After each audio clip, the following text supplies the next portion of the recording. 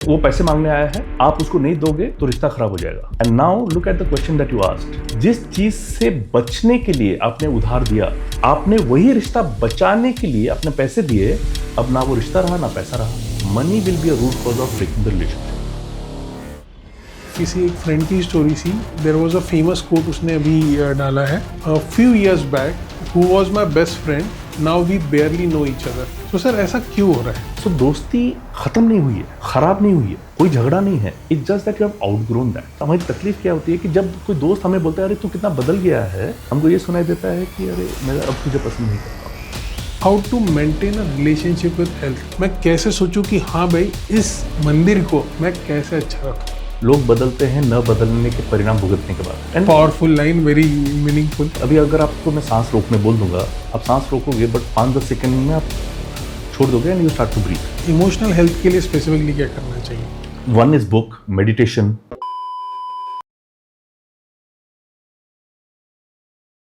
Hello everyone, this is Nikhil Mawade और मैं आप सभी का स्वागत करता हूं मेरे इस पॉडकास्ट शो पे। और आज मैंने फिर से एक गेस्ट को बुलाया है जो कि ऑलरेडी मेरे इस पॉडकास्ट पे आ चुके हैं एंड उनका नाम है Prantik Panigrahi, a life coach and author of live inspired, a well known book. So आज भी हम बहुत से इंटरेस्टिंग बात उनके साथ करने वाले हैं, बहुत सी चीज़ें रिलेशनशिप के बारे में जानने वाले हैं। सो कीप वॉचिंग और आपको बहुत सी चीज़ें इस पॉडकास्ट में पता चलने वाली है। तो चलिए स्टार्ट करते हैं इस पॉडकास्ट के साथ। So Prantik sir, welcome back again. Thank you. So there is lot of conversation जो हमने बिहाइंड द कैमरा ऑलरेडी किया है, so will continue with the conversation again. Last time we had a lot of talk, बहुत से हमारे reels भी viral गए हैं। टिप्स फॉर हस्बैंड वाला तो सबसे ज्यादा वायरल था। सबसे ज्यादा वायरल हुआ है 5.2 So, million. but sir, as we discussed last time, that we will be having a conversation on relationship, but not only a relationship between husband and wife, but overall all the relationship. So आज हम उस पर ही बात करेंगे। So जब से मैंने किसी को उधार दिया है, हाँ 90% of the time, whether it's friend, whether it's a family member, whether it's someone I know who is not a friend or a colleague, 90% of the time relationship खराब हुए हैं। So sir, my first question to you is, किसी को उधार देना कितना सही है? और बिकॉज सर बहुत से लोग ज़रूरत में होते हैं, ठीक है, बहुत से लोगों का कोई मजबूरी होता है, और कितने टाइम उधार, मतलब अगर उधार नहीं दिया जाए तो ये गलत रहेगा कि सही? So let's understand two distinction पहले क्लियर कर लेते हैं so that it's very clear. पहला डिस्टिंक्शन है उधार, दूसरा डिस्टिंक्शन है मदद। मदद ये होता है जैसे आपने बोला कि कोई लोग जरूरत में होता है, तकलीफ में होता है। फॉर एग्जांपल किसी फैमिली में कोई इमरजेंसी आ गया, एक्सीडेंट हो गया है and they have asked for money, operation करना है, ये करना है, सो उन्होंने मदद मांगी है, वो उधार नहीं मांग रहे हैं। जी। At that time you give it, but वो जो देते हो, द इंटेंशन इज नॉट कि भाई तू कितना जल्दी वापस देगा। इंटेंशन इज मुझे मदद करनी है, सो you give it and you don't expect anything. That is help, that is मदद। ओके ओके, वो पहले क्लियर हो जाओ। दूसरा जो है उधार, लेंडिंग, यानी कि कोई आके आपको मांगता है कि यार निखिल मुझे 10,000 रुपये उधार दे, मैं 2 महीने के बाद तुमको वापस करूंगा। So you give it with an expectation कि it is going to come back. तो इसको हम उधार देंगे। So will talk about this part. मदद जो है हम उस पर बात नहीं करने वाले। So let us have this distinction. Suppose I come to you and I ask for 10,000 rupees और 20,000 rupees, whatever is comfortable. So मैं अगर 20,000 रुपये तुमसे उधार मांगता हूं, you give me, what is your reason of giving me? बहुत सारे लोगों को अगर ये पूछोगे, इंटरव्यू करोगे, जो मैं अपने मनी वर्कशॉप में खासकर ये कंडक्ट भी करता हूँ, ये पूछता भी हूँ, so these are the common answer जो आता है। पहला, दोस्ती खराब ना हो जाए। दोस्त था, बराबर, मैं भी वही सोच रहा था। बराबर। तो पैसे अगर नहीं दूंगा, होते हुए भी मैं नहीं दूंगा, सो रिश्ता खराब हो सकता है, दोस्ती खराब हो सकती है। उसको मालूम है मेरे पास है, तो वो मेरे बारे में गलत सोचेगा, सो वो खराब नहीं करना है, इसलिए मैं दे रहा हूँ। Remember this first. Second is, आज अगर मैंने उसकी मदद की तो वो फ्यूचर में जब मुझे तकलीफ होगा मुझे मदद मिलेगी। जी। थर्ड, एक गिल्ट है कि यार होने के बावजूद भी मैं ना बोल रहा हूं और वो गिल्ट मेरे लिए बहुत हैवी है, तो पहले मैं दे देता हूं। ओके। फोर्थ, एक और भी ये है कि उस उधार को वो एक मदद के रूप से देख रहे हैं तो मैंने मदद की बोलते हैं, ठीक है। बट हमने स्टार्टिंग में ही क्लियर कर लिया है मदद क्या है और उधार क्या है। वो उधार मांग रहा है बट हमारा इंटेंट क्या हो जाता है, we are helping that person, but back of the mind क्या है, we are expecting it to come back. If you are not expecting it to come back, it is मदद, इट इज हेल्प, ओके। तो ऐसे सारे reasons की वजह से हम देते हैं। अब जरा उसको डिकोड करते हैं। Before that let me also ask you, rather और सारे व्यूअर्स के लिए भी है, आपने कभी भी आपसे कहीं गुना ज्यादा अमीर इंसान से उधार मांगने की कोशिश की है क्या? Sir I never, you never had the need, so चलेगा, बट ये सभी के लिए है। If you just try to do that, okay, अगर आपने आपसे कहीं ज्यादा अमीर इंसान से उधार मांगना, नॉट अ बिजनेस डील, मुझे बिजनेस स्टार्ट करना है, एक हेल्प, वो नहीं, उधार कि मुझे 1 लाख रुपए दो, मैं तुमको 3 महीने बाद वापस करूंगा, okay, you just check it out, 99% of the time they will never give. Okay, that's the rule, that's the rule, okay. Of rich people. Rich people का एक रूल है, उन्होंने ये मान के रखे हैं। एंड ये बहुत साल पहले एक किताब मैंने पढ़ी थी, the monk and the merchant by Terry Felber. उसमें 2012 में मैंने ये सीखा था कि rich people never lend their money, never lend their hard earn money, ये लिखा हुआ था। मुझे वो समझा नहीं था, बट मेरे साथ एक वाकया हुआ जिसके बाद मुझे रियलाइज हो गया। I come to that story sometime later, it's very interesting story. अब पहले ये रीजंस पे जाते हैं। पहला, अगर मैं नहीं दूंगा तो रिश्ता खराब हो जाएगा। आज मैं मदद करूँगा तो फ्यूचर में जब मुझे तकलीफ होगी तो वो मेरी मदद करेगा। थर्ड ये है कि भाई मुझे गिल्ट आ जाएगा। फोर्थ ये है कि भाई मैं हेल्प कर रहा हूँ, ठीक है। पहले बात, आप वो पैसे मांगने आया है, आप उसको नहीं दोगे तो रिश्ता खराब हो जाएगा। अगर आपका वो रिश्ता सिर्फ पैसे की बुनियाद पे ही है, वो वैसे भी अच्छा रिश्ता नहीं है, correct. And now look at the question that you asked. जिस चीज से बचने के लिए आपने उधार दिया, यानी कि जिन को मैंने पैसे दिए उनसे मेरा रिश्ता खराब हो गया, बराबर। आपने वही रिश्ता बचाने के लिए अपने पैसे दिए, अब ना वो रिश्ता रहा ना पैसा रहा। ना बोल देते, रिश्ता भले ही खराब हो जाए, पैसे तो अपने पास रह जाते, बट वो नहीं हुआ। आप जिस चीज से डर रहे थे वही डर आपके साथ सच हो गया। सेकेंड पॉइंट इज, अगर आज मैं मदद करूंगा तो फ्यूचर में जब मुझे जरूरत पड़ेगी तो वो मेरी मदद करेगा। इसको अगर समझेंगे तो अपने फ्यूचर का मिसहैप आपने ऑलरेडी डिक्लेयर कर दिया यूनिवर्स को आपके शब्दों से। आपने डायरेक्टली बोल दिया है जब मुझे जरूरत पड़ेगी, यानी कि आज मैं इस लेवल पे हूं जो मैं उसकी मदद कर पा रहा हूं, फ्यूचर में मैं नीचे गिरने वाला हूं, फ्यूचर में मेरा खराब होने ही वाला है, तब तक ये शायद अच्छे पोजीशन पे होगा तो ये मेरी मदद करेगा। So you have declared your mishap to the universe already, यानी कि आप अपना दुख ऑलरेडी डिक्लेयर कर चुके, वो आने वाले आपके पास। So congratulations. नाउ बट आप फ्यूचर में सिर्फ अपना ही नहीं, आप उसका भी डिक्लेयर कर रहे हो कि वो शायद अच्छा होगा। जरूर नहीं है, वो शायद और भी आपसे बुरी बदतर हालत में होगा, तब कैसी कैपेसिटी रहेगी उसकी मदद कर पाने की।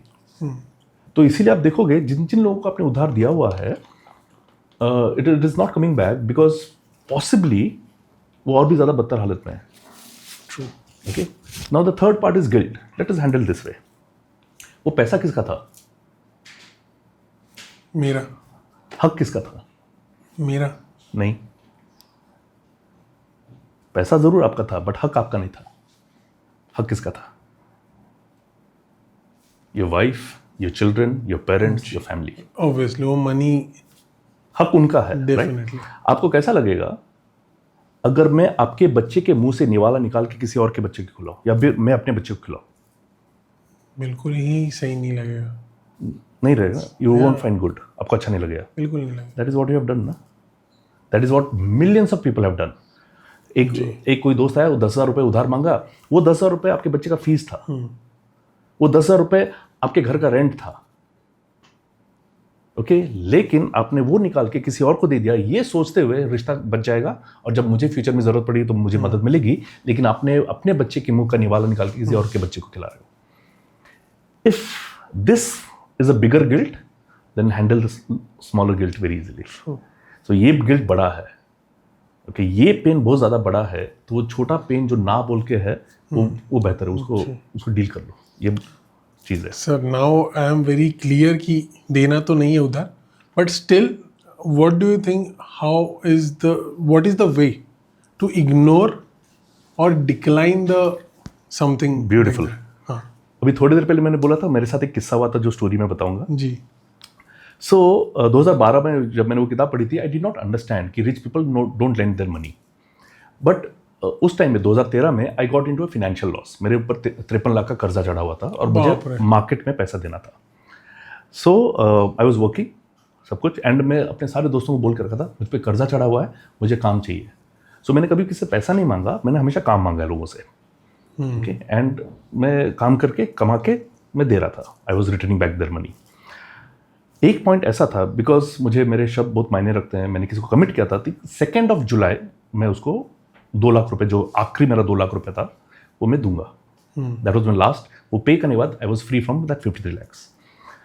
तो जब ऐसा था तो मैंने देखा कि मेरे पास 1,30,000 जमा हो चुका था जून के 28-29 तारीख तक. फिर ये 2-3 दिन में मुझे कहीं से भी कुछ आसार दिख नहीं रहे थे पैसे आने के. तो मैंने एक फ्रेंड को मैसेज डाला. वो फ्रेंड जो है सुपर रिच.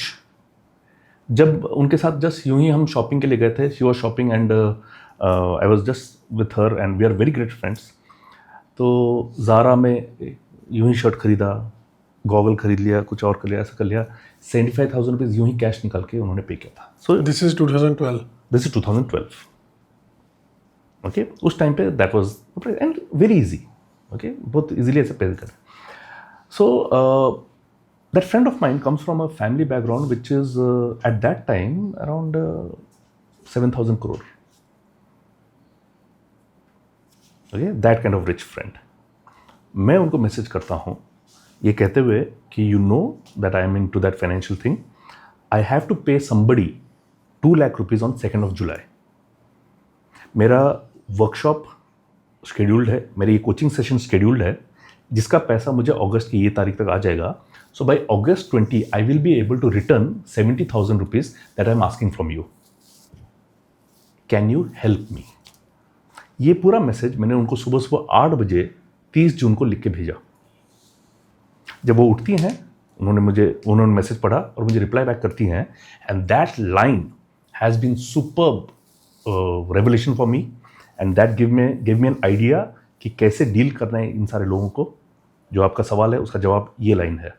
तो उनका रिप्लाई ये आता है, let me see Prantik who would be able to help you.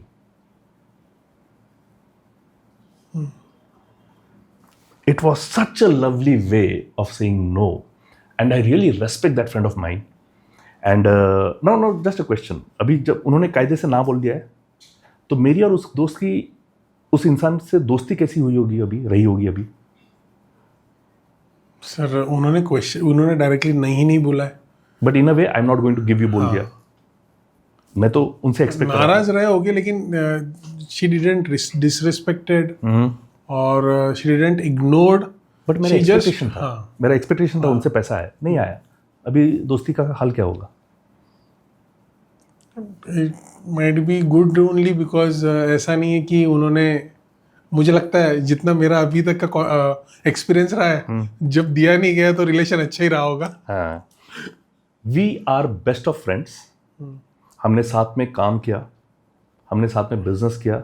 We were business partners for 1 year after the whole of the situation. I think 2016-17 के आसपास में we were business partners. We made 9 lakh rupees individually, यानी 18 लाख का हमारा profit था, divided by 2, 9 lakh rupees हमने individually कमाया है in the year 2016. Okay, and we became best of friends. और वो जो लाइन जो है, वो शायद उनको भी मालूम नहीं है कि उन्होंने ये बोला है, बट वो लाइन इतना दिल में छप गया है आज की तारीख में. अभी तो बहुत कम आते हैं मेरे पास, लेकिन आज अभी भी कोई भी अगर उधार मांगता है तो the best way I say is let me see who would be able to help you. मैं देखता हूँ कौन तेरी मदद कर पाएगा. अगर वो सामने वाला बोला भी कि नहीं मुझे तुझसे चाहिए, सॉरी मैं उधार नहीं देता हूँ. मेरा प्रिंसिपल है that I never lend money. I never learned money. So that is what I learned. Now, if you see very beautifully, ये अमीर लोग, I told you the magnanimity of that person's background. अमीर लोग उधार क्यों नहीं देते हैं? just to help you understand for everybody. With all my study and research of all the money part, ये मैं समझा अपॉर्चुनिटी गांव में ज़्यादा है कि शहर में ज़्यादा है? शहर में। शहर में क्यों? सर देर आर पॉपुलेशन ज़्यादा है, इंफ्रास्ट्रक्चर है, पॉपुलेशन, हाँ इंडस्ट्रीज है, इंडस्ट्रीज तो पॉपुलेशन ही बनाएगा, right? All because of the people. Because of the people. तो जहाँ पे लोग ज़्यादा वहाँ पे अपॉर्चुनिटी ज़्यादा। ट्रू। ये अमीर लोग संभाव इंस्टिंक्टली ये समझ गए हैं money will be a root cause of breaking the relationship. तो इस वजह से वो उधार देते नहीं है, वो रिश्ते बनाते हैं। वो अगर पैसा दे भी रहे हैं, let's do a business deal, वो बिजनेस डील में आएंगे, वो बिजनेस संभालेंगे, ओके? वो पार्टनरशिप करेंगे, पर उधार नहीं देंगे, क्योंकि उन्हें मालूम है तुम नहीं दे पाएगा तो हमारे एक दूसरे के प्रति खटास रहेगी।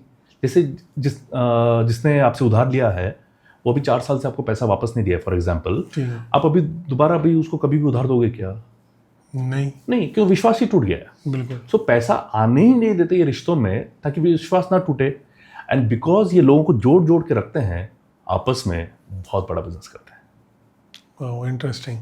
सो ऑल द व्यूअर्स जो भी उधार देने का सोच रहे हैं, या फिर आपका कोई क्लोजेस्ट फ्रेंड आपको उधार मांग रहा है, so keep this advice in your mind. So definitely अगर आप पूरा पॉडकास्ट देख पा रहे हैं तो ये इसमें बहुत सी चीज़ें अभी हम और बात करने वाले हैं। सर अभी हुआ ये तो लैंडिंग का बात, जो मैं बहुत अच्छे से समझ गया हूँ, and I will make a rule that I will never lend, even I will keep it as my status as well. So sir now I will come to the relationship part of friendship. ठीक है, कोई दोस्त, अभी I was recently seeing a story, किसी एक friend की story C. There was a famous quote उसने अभी डाला है कि few years back who was my best friend, now we barely know each other. Absolutely. So sir ऐसा क्यों हो रहा है? मतलब आज से कुछ सालों पहले जो बेस्ट फ्रेंड था, आज उनसे अपन हार्डली बात भी करते हैं। या फिर किस किस केस में, even in my personal life अगर मैं देखूँ तो कुछ दोस्त है तो बिल्कुल मैंने कुछ रीजन के कारण बोलो कि हमारा रिलेशनशिप ही नहीं रहा, या फिर फ्रेंडशिप ही नहीं रही। So why that is happened? कई जगह पे रिलेशनशिप खराब हुए हैं, फ्रेंडशिप खराब हुई है, और कई जगह फ्रेंडशिप कम होते गई है। So why that is happening? आप कभी ना कभी 5 साल के थे? जी बिल्कुल। उस उम्र के कपड़े अभी आपके पास है? नहीं सर। क्यों नहीं? किसको दे दिए होंगे? Because it's not. क्यों नहीं है? Because it's not useful at all for me. Not useful. You have outgrown that shirt. Ji. So ये चीज़ याद रखिए, you have outgrown. Okay. आपने कभी जॉब किया है? Yes, I did. So what was your first salary जब आपने job किया? 25,000 around. You started with a good amount. When I started the job, my first salary was 5,000 rupees. जी। चलो वहाँ से स्टोरी स्टार्ट करते हैं। So let's say for example आपने भी 5,000 से स्टार्ट किया है। सो जब आपने 5,000 से स्टार्ट किया, रादर आपका 25,000 भी अगर लेते हैं वो भी आपको फिट होगा। So when I started 5,000 rupees का जॉब, तो मेरे दोस्तों का इनकम कितना होगा? सर अभी you started almost 10-12 years back before me, मुझे लगता है 10-15 साल पहले। तो उस टाइम पे सर 10 से 15,000 was the average salary that people used to get. हाँ, but my salary was 5,000 rupees. तो मेरे दोस्तों का, मेरे जो आसपास मैं जिनके साथ बैठता था, उनका सैलरी कितना रहा होगा? सर मुझे जो सर्कल, अगर आपका 5,000 है तो 5,000 के आसपास होगा। सो प्लस और माइनस 1 और 2,000। ठीक, राइट। सो अगर मैं 5,000 कमा रहा हूँ, मेरे दोस्त भी 5,000 कमा रहे हैं। जी। फिर धीरे धीरे ग्रोथ हुआ होगा, प्रमोशन हुआ था आपका। यस। सो जब प्रमोशन हुआ तब आपका इनकम कितना हो गया? Sir around 30-32,000। राइट। हार्डली मैं 1.5 साल जॉब किया, but then I started with the business. So जब आपका इनकम बढ़ गया, तब आपके दोस्तों का इनकम कितना रहा था? सर उतना ही था। उतना ही, प्लस और माइनस 3,000 5,000, बराबर। बट उस वक्त जब आपका 30-32 हज़ार हो गया, वो जो 25,000 वाले दोस्त थे, कुछ लोग होंगे जो 25,000 पे अटके हैं, उनसे धीरे धीरे फ्रीक्वेंसी ऑफ मिलना क्या हो गया? कम हो गया। आपने जानबूझ के किया? नहीं सर। बोलो कि नहीं, मैं अभी 30,000 कमाता हूँ, अब मैं 25,000 वालों से नहीं मिलूंगा, ये मेरी औकात के बाहर है, ऐसा आपने बोला? नहीं, you have just outgrown that shirt. So it has nothing to do with the people, it is to do with the mindset. अब आपका माइंडसेट जब राइज हो गया है, तो आप सिमिलर माइंडसेट वालों को आकर्षित करते हो। सो जो सेम माइंडसेट के नहीं होते हैं, वो कहीं ना कहीं पीछे रह जाते हैं। बट उनका अभी 25,000 वाले के साथ दोस्ती है। पहले आप 4 बार महीने में जाते थे पाव भाजी खाने के लिए, हाँ, तो अभी एक बार जा अभी एक बार जा रहे हो। ट्रू। फिर वो 30,000 का जब 50,000 इनकम हो गया and they are still stuck at 25,000 rupees, अब 6 महीने में एक बार पाव भाजी खाने जा रहे हो। सो दोस्ती खत्म नहीं हुई है, खराब नहीं हुई है, कोई झगड़ा नहीं है, it's just that you have outgrown that. Okay, और हमारी तकलीफ क्या होती है कि जब कोई दोस्त हमें बोलता है अरे तू कितना बदल गया है, हमको ये सुनाई देता है कि अरे मैं अब तुझे पसंद नहीं करता हूँ। So it's an interpretation, but understand we have just outgrown that. अभी टू गिव एन एग्जाम्पल, ये क्लासरूम में अगर स्कूल में लेते हैं which we can all relate, आपका रैंकिंग क्या आता था क्लासरूम में? Sir I was last bencher for ranking में भी लास्ट टॉप लास्ट 10-20 में। ग्रेट, तो आप मुझसे थोड़ा बेहतर थे। मेरे क्लास में 60 बच्चे, मेरा रैंक 56। नहीं, मैं उसमें ही था सर। हाँ, मेरा रैंक 56 क्यों? बिकॉज बाकी 4 फेल हुए थे। Very simple. सो उस वजह से मैं पीछे से फर्स्ट था। तो हमारे माँ बाप ने हमको ज़रूर बोला होगा कि यार जो फर्स्ट आते हैं ना उनके साथ बैठा करो, जो फर्स्ट आते हैं ना उनके साथ दोस्ती रखा करो। जी। क्यों? संगत का असर, उनके साथ रहोगे होगा। हम तैयार थे, बट वो जो फर्स्ट आता था मेरे क्लास में, उसके माँ बाप ने ये बोल कर रखा था ये प्रांतिक से दूर रहा। True right. So the whole idea is, अगर क्लासरूम में भी देखेंगे वो ग्रुप्स जो है जो हमारे सिमिलर परसेंटेज वाले थे, हम साथ में थे। If you did not like mathematics, you would make friends with the people who did not like mathematics. जी। हम बाय डिफॉल्ट एक ही विचार वाले, समविचारी बोलते हैं, okay, birds of the same feather flock together, वैसे वाले लोग ही हमेशा इकट्ठा आते हैं। हाँ, बहुत रेयर केस में कि ऐसे ग्रुप में वो फर्स्ट आने वाला, बहुत रेयर केस है।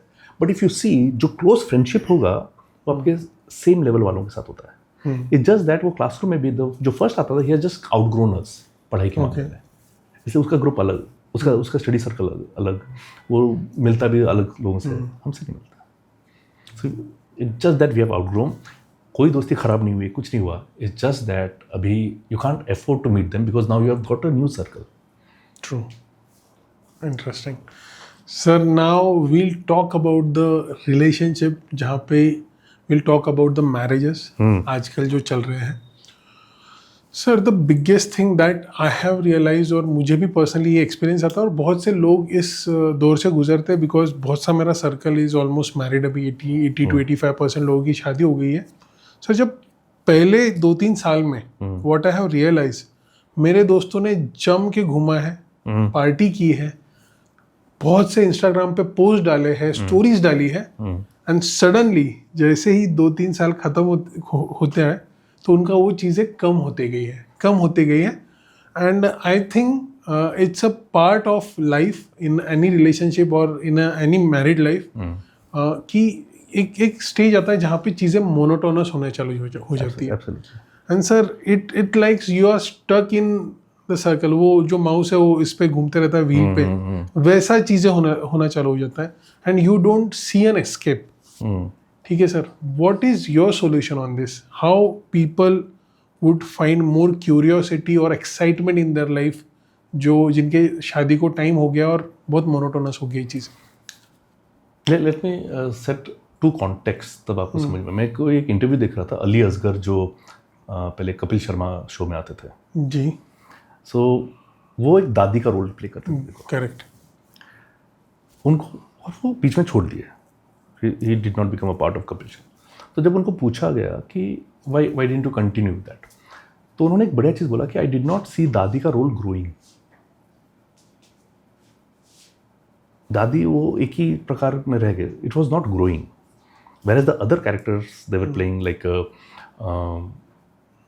जो 2 एक्टर्स है, वो एक सनी देओल प्ले करता है, एक धर्मेंद्र प्ले करते हैं, सुनील ग्रोवर अभी आए हैं तो he plays different roles.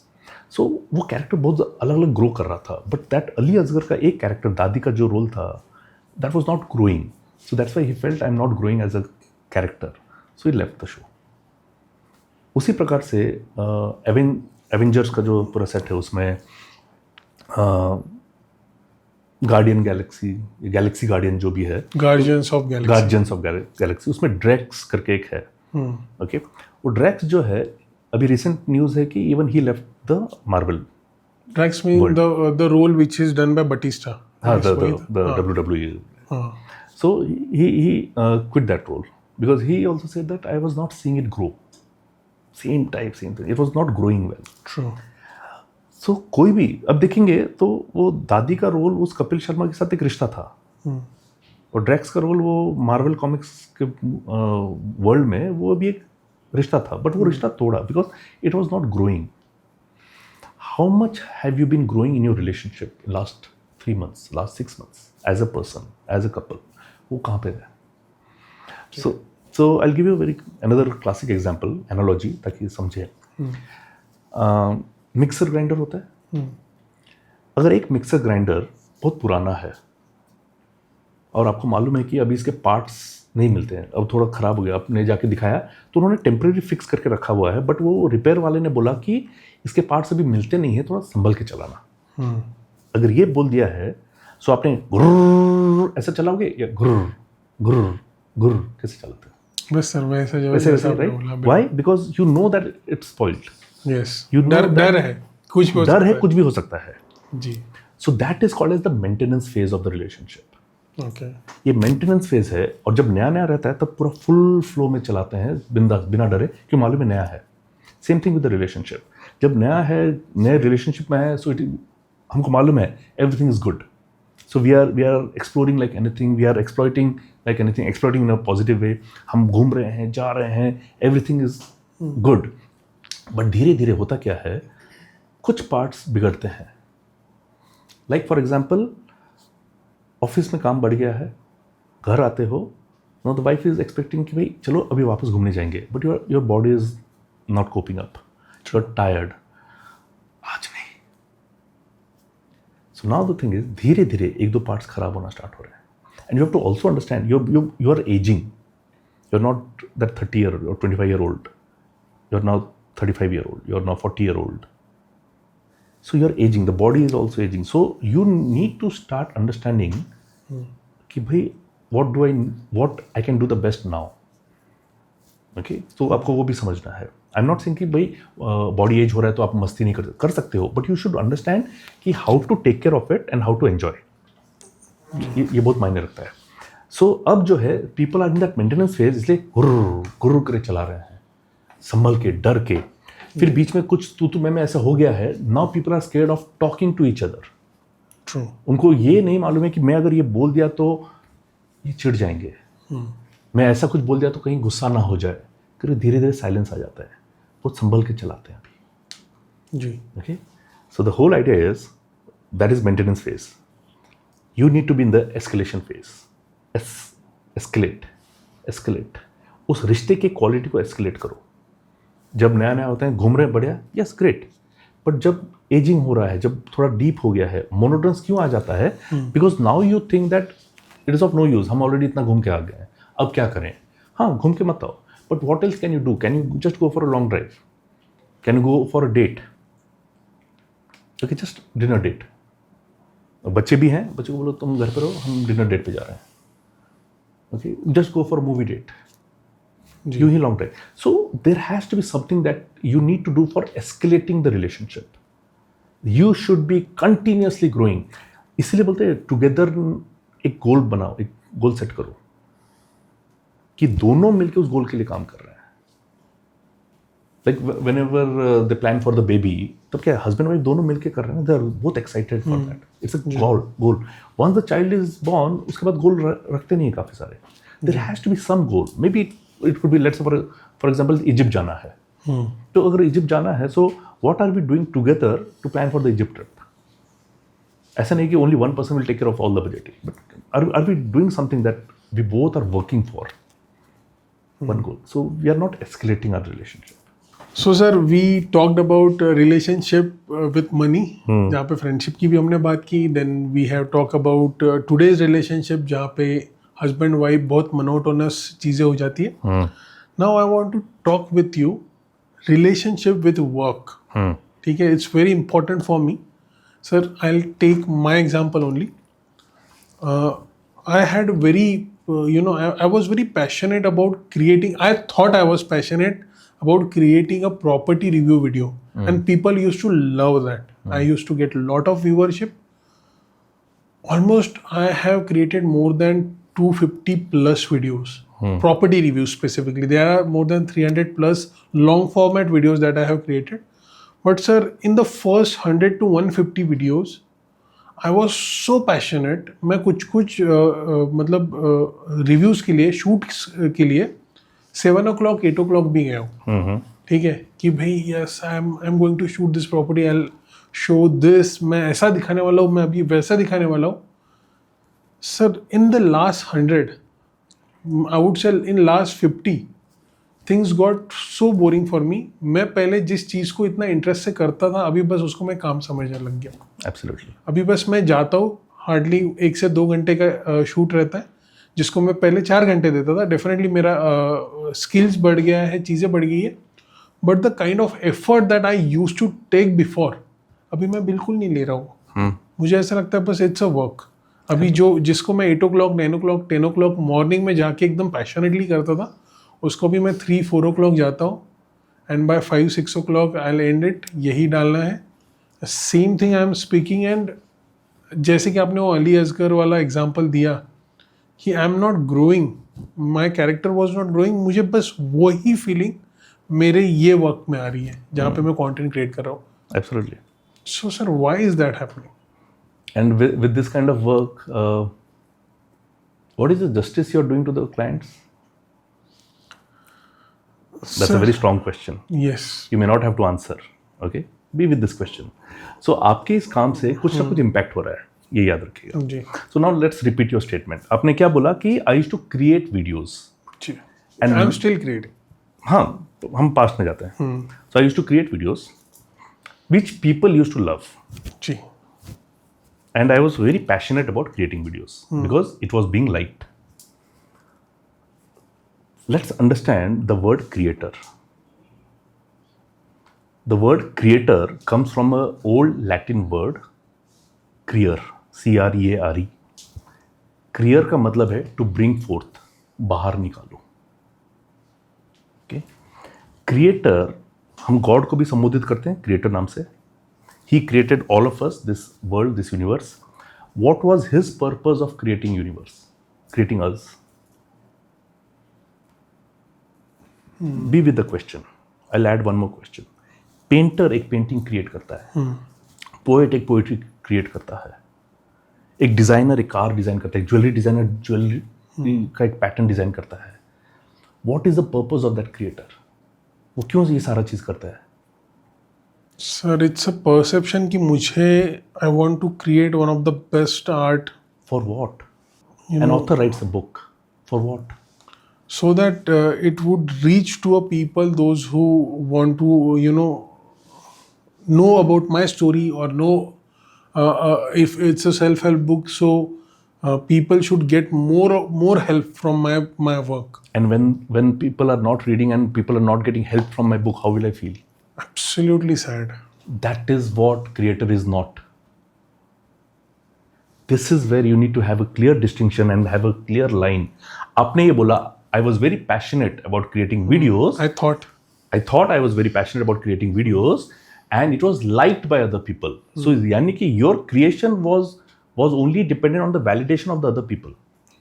True. अगर मैं एक पेंटिंग बनाता हूँ, मैं किताबें लिखता हूँ, just because I want more people to read and just that could be a purpose. वो है. But मैं किताब इसलिए लिख रहा हूँ ताकि लोगों के पास पहुँचे और वो पढ़े. अगर मैं उसको मेन पर्पस अगर बनाऊंगा, I am not a creator. जी. अगर भगवान ये सोचता कि मैं ये दुनिया को बनाऊंगा और सारी खूबसूरत चीज़ें रखूंगा और सारे खूबसूरत लोग रहेंगे और सारे अच्छे अच्छे काम होते रहे, he has that power to do that. But does he do that? No. इतने सारे खराब चीज़ें भी हो रही है ना दुनिया में, तो वो क्या है? So let's understand the purpose of being a creator. The purpose of being a creator is to bring the creation into existence. Okay? कोई फर्क नहीं पड़ता है, कोई उसको देख रहा है, पढ़ रहा है, अप्रिशिएट कर, नहीं फर्क पड़ता है. So as a creator, you should just bring your creation into existence. That is the first rule of a creator.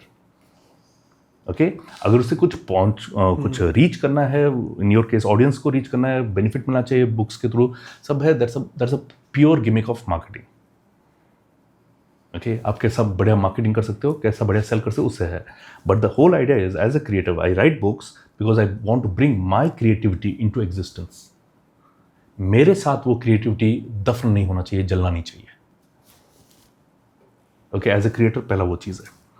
दूसरा आपको ये भी समझना है कि अगर आप एक म्यूजिशियन हो और आप गिटार बजा रहे हो, पियानो बजा रहे हो, you first learn because you really enjoy playing music. आंखें बंद करके बढ़िया से बढ़िया पियानो बजा रहे हो, सारे स्ट्रिंग्स बढ़िया चल रहे हैं. और उस वक्त कोई अगर ये इंटरप्ट करता है, तेरा वो सुर अच्छा नहीं बजा, तेरा वो एक सुर खराब हो गया. Okay and if you give that thing more importance, मैं फीडबैक नहीं बोल रहा हूँ, मैं वो नेगेटिव क्रिटिसिज्म को बोल रहा हूँ, उसको अगर बहुत कर दिया, oh I should play so that other people will like it, so you start to play for others not for yourself. And when you start to do that you will be more worried, am I playing it well और not. आप इसमें बहुत ज़्यादा चिंतित हो जाओगे, क्या मेरा स्ट्रोक्स बराबर है कि नहीं है, मेरे स्ट्रिंग्स बराबर है कि नहीं, मेरे सुर बराबर लग रहे कि नहीं. You are now more concerned about that part. So you are not acting as a creator, you are now just working for people. So in my opinion, if you bring your creativity just into existence, okay, it will reach whomsoever it is supposed to reach. अगर हमारा ही बात करेंगे, जो पहला interview हमने किया था, there was just a line that I used from my book, जो मेरे मेंटर ने किया था. When did we think that it will reach 5.2 million? We never thought about it. I just spoke, we just created and brought into existence. We just brought into existence. जिनको पहुंचना था वो पहुंच चुका है. एज ए क्रिएटर वही काम का. So sir, actually I was seeing lot of creator. So I have heard this line as well कि being a creator, whether it's on YouTube or Instagram, you should be yourself. मुझे लगता है somewhere I was not that. Exactly. And definitely I need to work on that. और जो भी creator अभी create कर रहा है, so I think they need to be themselves, तो वो ज़्यादा उनको फ़ायदा देगा. And yes sir, I absolutely agree with this point. Now sir, most important one, मतलब अभी हर चीज़ important है इसमें, लेकिन सबसे ज़्यादा important है, अगर वो सही रहा तो सब सही रहता है. That is health. So the relationship with health हम बात करते हैं सर. Yep. सर अभी मैंने जो रियलाइज़ किया है, और मैं बहुत से लोगों को मैंने जो ऑब्जर्व किया है, कुछ दुखना जब स्टार्ट होता है बॉडी में तभी वो जिम को जाते हैं. मतलब lot of time it happens कि मैं सालों तक कंटिन्यू जिम किया, फिर 2-2, 3-3 साल का gap. But I have seen people those who regularly go for a workout, they take it as an interest, even I take it as an interest, but lot of time I procrastinate, और procrastination कब year में बदलता है और कब वो year का 2 साल 3 साल हो जाता है. So sir, how to maintain a relationship with health? मैं कैसे सोचूं कि हाँ भाई, इस मंदिर को मैं कैसे अच्छा रखूं? Oh, beautiful. Thank you. Health is something very close to me, very important. And I know एक point पे मैं कितना unhealthy था. मैं अपने फैमिली का सबसे वीक बच्चा था, मुझे एस्थमा था. 15-16 ईयर्स मैंने सफ़र किया हूँ एस्थमा से. एंड वो टैबलेट्स, एलोपैथिक टैबलेट्स खाने की वजह से मेरा बॉडी कितना वीक था. I was vulnerable to lot of immunity problems. Okay, तो I know that pain, so that is very close to me. So 2004 में I started to read Robin Sharma का book Mongoose Hood is Ferrari. And उसमें खास कर बोला है कि get up at 5 o'clock. तो मैं उससे बहुत इंस्पायर होकर I started getting up at 5 o'clock. So that has been my very average time. Recent बीच में मैं बदला, ओके, थोड़ा लेट उठने लगा.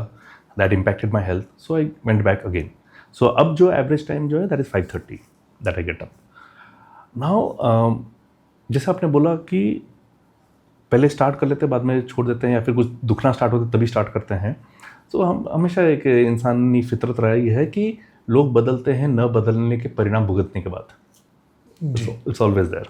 And powerful line, very meaningful, right. मतलब so thoughtful. It is for every area of life. लोग बदलते हैं न बदलने के परिणाम भुगतने के बाद, हमेशा.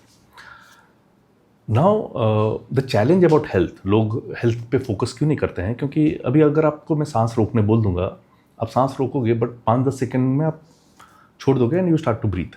सो सांस की कमी का एहसास आपको कुछ सेकंड में पता चलता है.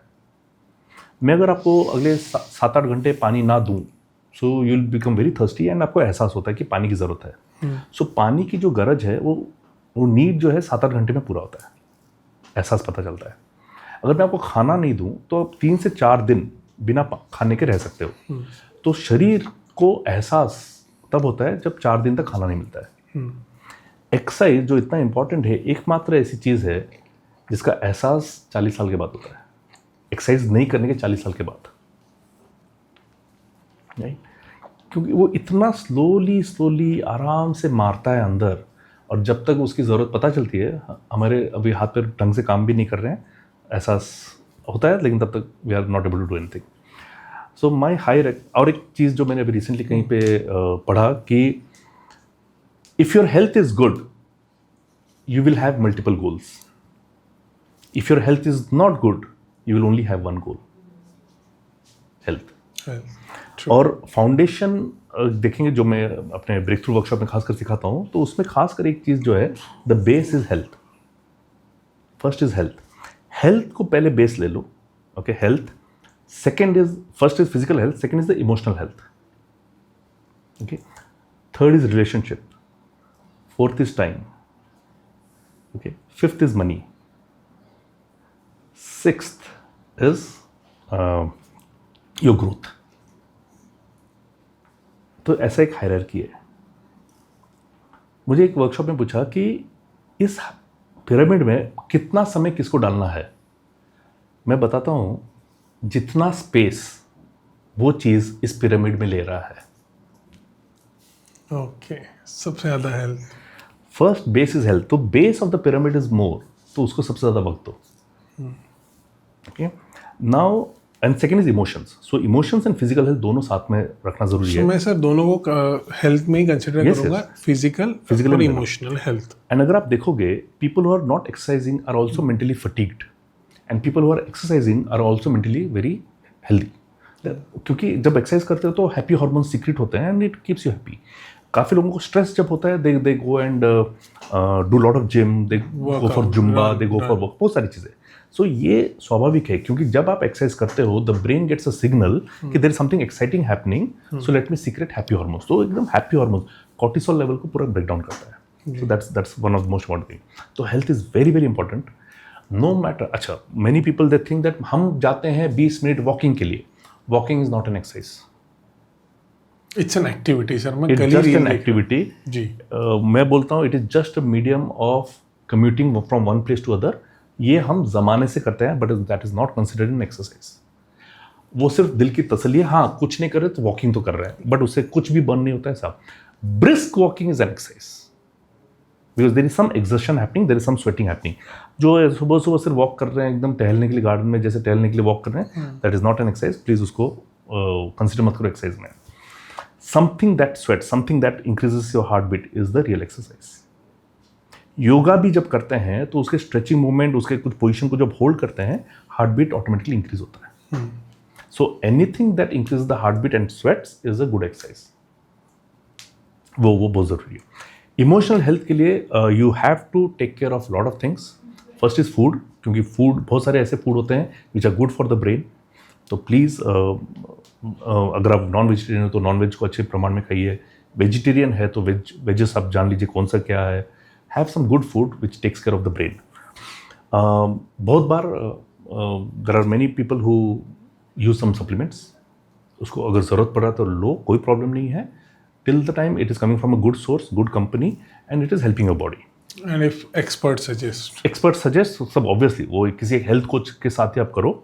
बट मतलब सिर्फ हेल्थ कोच बोल रहा है तो नहीं, but you should be knowing कि भाई it's coming from good source. तो take care of mental and emotional health. Emotional health के बारे में एक चीज़ जरूर, read lot of books. Okay, one of the thing that you can practice, okay, एक 7 डेज के लिए प्रैक्टिस कर सकते हो. For next 7 days I will not criticise my self for anything. वरना सुबह सुबह आईने में भी देखते हैं ना, आईना शी ऐसा स्टार्ट करता है, तो वो कुछ भी मत करो. For next 7 days you will not criticise about yourself. उसके बाद next 7 days you will not criticise anything about yourself, you will not criticise anybody else for anything. तो वो एक, तो ऐसा स्टार्ट कीजिए which takes care of the emotional health. Meditation बहुत अच्छा होता है, माइंडफुल राइटिंग या mindfulness, just being silent, it's very very good for emotional health. Yes sir, I was about to ask, emotional health के लिए specifically क्या करना चाहिए? One is book, meditation, mindful writing. Okay. What is mindful writing? Mindful writing यानी कि आपके mind में जितनी भी चीज़ें आ रही है वो सिर्फ लिखो, just went it out, what ever is coming out. मेरा ये भी है कि आप जितने जितने विचार आ रहे हैं सारे लिखते रहोगे, बहुत सारे आपके सवालों का जवाब भी उस बाय डिफॉल्ट राइटिंग में आ जाता है. So just keep reading, it's a very beautiful exercise. It will remove the mental fatigue very easily because you are just writing. और जो भी आ रहा है थॉट आप लिख रहे हो, don't get busy in writing it very nicely, but जो भी आ रहा है जस्ट लिखते रहो. Okay, so that is a way of removing the energy. And meditation is one of the beautiful thing. And third my favourite is books. Okay, interesting. Sir ये तो अभी हमने इमोशनल और फिजिकल हेल्थ की बात की, ठीक है sir. Now I want to talk with you हमारे सबसे बड़े बेस्ट फ्रेंड के बारे में. That is the guy whom we see in the mirror every day. Absolutely. And self. So how to keep a good relationship with self? Because ये सबसे ज़्यादा important मुझे लगता है. मुझे लगता है you know, आप अगर मतलब this is the talk I had with my parents बहुत साल पहले. एंड मैं I use to complain in every vacation, यार मेरे को बहुत बोर हो रहा है, टीवी अभी लाइट चली गई, बहुत बोर हो रहा है, क्या दोस्त नहीं है, मतलब दे वेंट टू देयर नानीज प्लेस, आई एम अलोन, मुझे बहुत बोर हो रहा है. So I use to talk everything, यार नहीं बोर हो रहा है, बराबर. So somebody said me from my family कि जो जिसको बोर होता है ना, वो खुद से ही बोर होता है. एब्सोल्युटली. ठीक है, जो खुद की कंपनी एंजॉय नहीं कर सकता, उसकी कंपनी कोई एंजॉय नहीं कर सकता. And that thing is with me since that time. और तब से मैं कभी ये बोरिंग वाली बात नहीं करता हूँ. लेकिन मुझे ये लगता है कि sir when you are with self, accept this boring, there is something that you should be doing for your self as well. So मुझे ये बात करना है, how to keep a good relationship with your self. Very beautiful. जो आपके parents ने आपको बोला, that is one of the most beautiful thing. ये बहुत बार मैं बोलता भी हूँ, काफ़ी सारे स्टूडेंट्स आते हैं मेरे पास and they have this common thing, बहुत बोर होता है, बहुत बोर होता है. मतलब जब मैं उनको पूछता हूँ, जब अकेले रहते हो वाकई में अकेले होते हो क्या? बोला हाँ सर होते हैं. सोच के बोलो, जब तुम अकेले होते हो क्या तुम वाकई में अकेले होते हो क्या? कुछ लोग बोलते हैं हाँ, कुछ लोग बोलते हैं ना. सो जब आप अकेले होते हो तो आप एक्चुअली किसके साथ होते हो? खुद के साथ होते हो. एंड अगर आप खुद को अकेले रहते हुए यानी कि अपने साथ रहते हुए बोर हो रहे हो, that means you don't like your own company, जो आपके पेरेंट्स ने भी बोला. And this is what I been saying. अब अगर उसको ज़रा एक्सटेंशन में देखते हैं, जब आपके फ्रेंड्स के साथ होते हैं, आप बातें करते हो, मस्ती करते हो, जोक्स करते हो, सब कुछ करते हो. जब खुद के साथ रहते हैं, we are not cracking any jokes on us, we are not finding some happy moment, we are not able to talk to each other.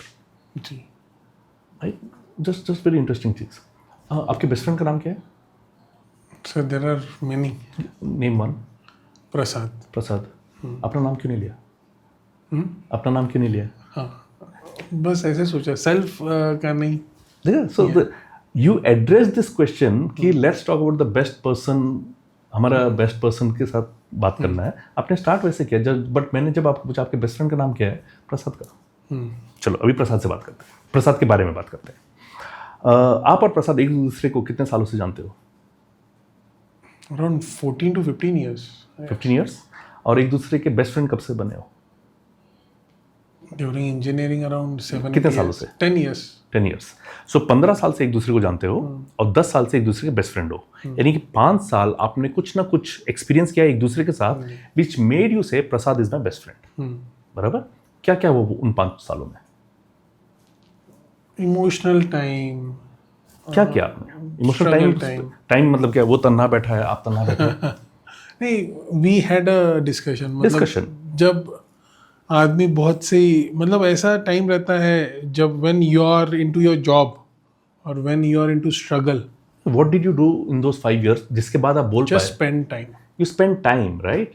पहला यू स्पेंड टाइम, दूसरा you communicated, yes. You shared, yes. आपने understanding develop किया, right? इतनी सारी चीजें हुई है. जी. खुद के साथ कब आखिर में बात किया था? खुद के साथ आखिर में कब शेयर किया था?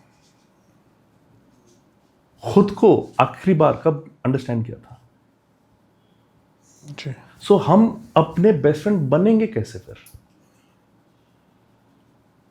Because the moment I see myself बेकार आदमी, यार इतना बोर है, तो we are not feeling like communicating. अपने आप को इंटरेस्टिंग तो बनाओ. तो यार क्या पसंद है, क्या नहीं पसंद है, jot down, communicate. This thing triggered me, this thing was upsetting me, this thing made me happy. Okay, I am very excited for this thing. वो कब बात हुई है आखिर बार? Then many a times I highly recommend spend 10 minutes silence every day. Okay, my wife, she is a dentist, so जब वो जाती है तो we have a dog, Joy. तो कभी कभी मैं बोल देता हूँ इसको लेके जाओ क्लिनिक आज. तो बोलती है तुम तो आज घर पे ही हो ना. नहीं, तुम लेके जाओ, I want to spend time alone. So for that whole day, वो 11 बजे जाती है, शाम के 6 बजे आती है. That entire time I am with myself. Many times I don't pick up the call deliberately. तो उसमें कुछ सेक्शन होता है टाइम का, I don't pick up the call, I don't read anything, I don't watch anything. I'm not communicating, not talking to anybody else. I'm just talking to myself, just relaxing, just lying down, sitting. क्या बोलते हैं, मेरे pillow पे हूँ मैं, balcony में जाके एक रिक्लाइनर पे हूँ मैं. And I'm just thinking, I'm just communicating. What if? How about that? What about this? What if I do this? What about this? Okay, so I have no problem being alone absolutely for days together. मैं अकेला आराम से रहता हूँ. I've gone to movies many times alone. I've gone to restaurant, sit there hours together. मैं नदी के किनारे बैठा हूँ घंटों घंटों. मैं किसी टेकड़ी पे जाके बैठा हूँ पत्थर के ऊपर घंटों घंटों.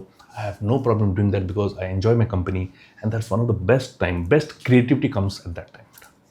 People don't do that. People are busy in that chaos. मैंने एक मूवी देखी थी ट्यूजडेज विथ मॉरी. उसमें एक बहुत ब्यूटीफुल लाइन है, what is it about silence that bothers you a lot? What is about the noise that you really love it so much? Such a beautiful line. Stay away from noise. Interesting. Still, sir, अभी I want to ask you this question. जैसा कि मैंने relationship with self कहा, I want to ask same question with different context. How to be your own best friend? Sit, write, talk, imagine, smile alone. Simple. Wow, interesting. That was crisp. Precise. Okay, sir. So now I'll come to the last question. जी. Sir, अभी self वाली बात होगी. एक 25-year-old के लिए, ठीक है, या फिर कोई 32-year-old जो ये फेज से गुजर रहा है. I'll ask 25 years वाला पहले. If he's discovering himself, ठीक है, ऐसी क्या चीज़ें उसने करनी चाहिए? Will you recommend some books, courses और tips जो आप उनको देना चाहोगे? 25 years old first, and then somebody who has lived his 25 to 30 years, जहाँ पे उसने अपना बैचलर लाइफ भी जी लिया है, शादी भी हो गई है, and now he also achieved almost 80 to 90% of his goal, and now he is into the 30 to 35 years of age. तो पहले 25 to 30 वाले के लिए, then 30 to 35 वाले के लिए. रादर मैं सभी के लिए कुछ कॉमन चीज़ें, बेस पहले सेट हो जाए, बिकॉज हमको बेस बहुत चाहिए. First is reading books. I feel very terrified. मुझे डर लगता है, मुझे बहुत दुख भी होता है that people are not reading books, not reading good books, not reading enough good books. ऐसा भी है. So first of all my favourite book is the power of your subconscious mind. Okay, पहले वो पढ़ो, because you should be able to understand your mind, yourself. आप अपने mind के power से कैसे आप चीज़ों को अचीव कर सकते हो. So power of subconscious mind is my favourite book. The second book I recommend is success principles by Jack Canfield. Okay, उसके उनके अभी जो न्यू एडिशन है दैट इज 67 प्रिंसिपल. पहले 64 प्रिंसिपल्स थे. आफ्टर कोविड एंड टेक्नोलॉजी को देख के they have now readded 3 more principles. 67 principles हो गए हैं.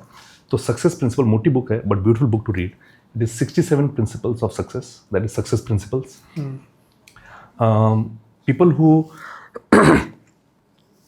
people who are about to start their career and about to get married, ऐसा वाला जो जोन में है 25 to 30 के रेंज में, I would recommend them to read Elements Within, जो मैंने लिखी है. It helps you understand yourself, your element. It will help you understand the element that you're dealing with. यानी आपके बॉस का क्या एलिमेंट है, फायर है, अर्थ है, वाटर है, एयर है, ईथर है, वो पता चलेगा. आप जिनके साथ शादी करने वाले हो उनका एलिमेंट पता चल जाएगा. And you will be able to communicate and deal with them in much more effective way. तो उनकी नीड क्या है, उनका कम्युनिकेशन नीड क्या है, उनका साइकोलॉजी क्या है, ये सब आपको जब समझ में आ जाए बहुत ईजिली डील कर पाओगे. Another book, be future focus. Be future focus now एक ब्यूटीफुल बुक है डॉक्टर बेंजामिन हार्डी का. मैं वो पढ़ा है. One of the beautiful book to read. आप वो ज़रूर पढ़ो. एंड अनदर बुक इज जो रिसेंटली मैंने बुक पढ़ा है फॉर दिस ईयर 2025 के लिए, one of the best book I have read is the let them theory by Mel Robbins. Okay. One of the most beautiful book to read. जो हम छोटी छोटी बातों पे ट्रिगर हो जाते हैं, उसने ऐसा क्यों किया, उसने ऐसा बोलना नहीं चाहिए था. कुछ फ्रेंड्स हम देखते हैं ना, फ्रेंड्स रहते हैं, एक फ्रेंड को बुलाते नहीं है तो दूसरा जो एक फ्रेंड जो अकेला पड़ जाता है वो डिप्रेशन में जा रहा है, दर्द में है, दुख में है. सो खासकर उन्होंने क्यों नहीं बुलाया, उन्होंने बुलाना चाहिए था. ये जो जिद पकड़ के बैठे हैं, ये सारे ट्रिगर्स से आप कैसे अपने आप को प्रोहिबिट कर सकते हो, अपसेट होने से प्रोहिबिट कर सकते हो, is that book the let them theory. So these are the 5 books I would recommend right now to have a great base. Is there a movie or a TV series that you will recommend? हाँ, movies I can recommend a hell lot.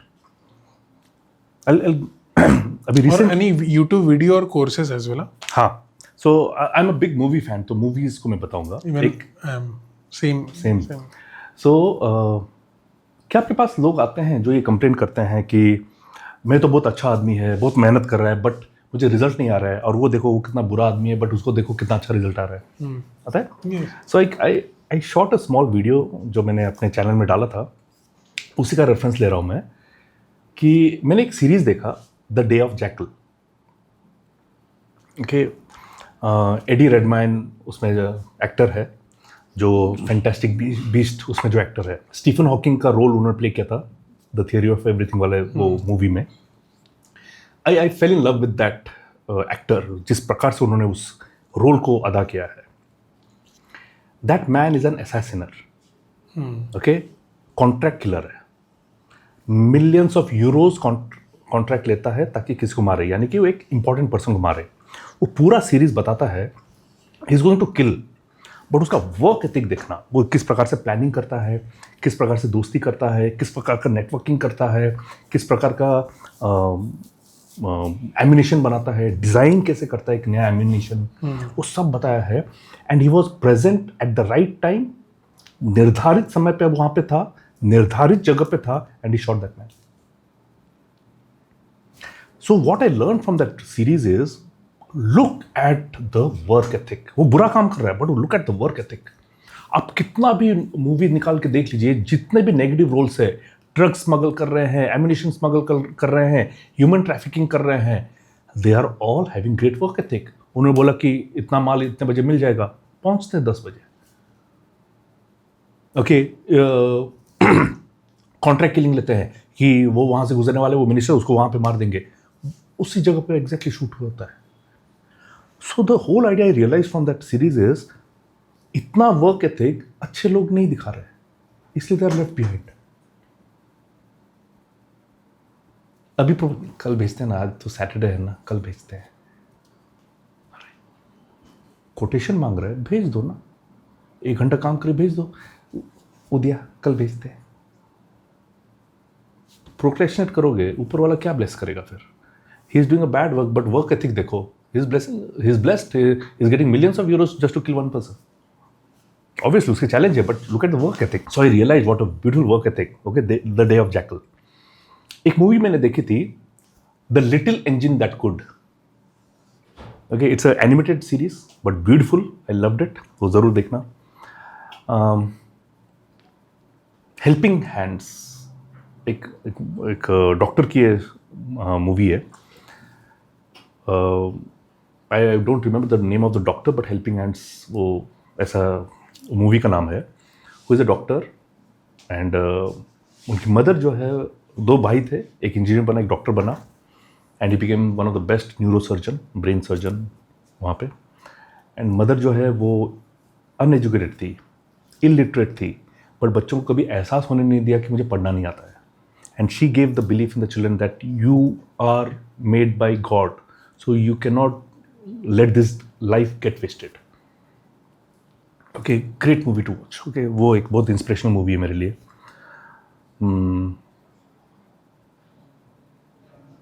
और एक animated movie है the rise of the guardians. The rise of the guardians एक animated movie, very beautiful movie to watch. DreamWorks का वो है, और उसमें सेंटा है, उसमें वो बनी है, सब है, but a lovely message is believe in yourself.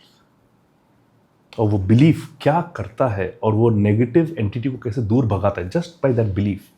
Such a beautiful. So lot of movies to see. अभी तो खैर इतना याद आ रहा है, but these are things I remember now. Oh, very nice. Sir, actually, lot of things you have told and lot of things that you have shared, all the insight जो मेरे viewers के लिए बहुत काम में आने वाला है. Yep.